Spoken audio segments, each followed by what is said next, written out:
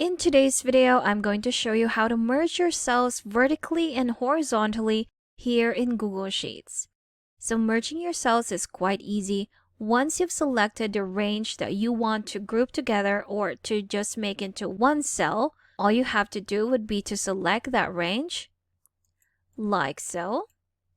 Then go to the Merge tool here in the toolbar. If you click on it, there you have it. So the first rule in merging your cells, whatever is in the first cell of your range will be the only data that won't be changed. So here in this example, we have this blue colored cell right here. If we select it with other cells and decide to merge these group of cells, first color will be applied to the entire merge cell. So if we select that and click on merge cell right here, there you have it.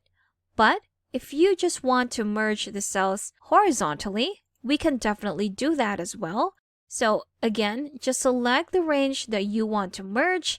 And if you want to merge it just horizontally or by your row, what you're going to do would be to click on the arrow down right next to your merge tool that will say select merge type.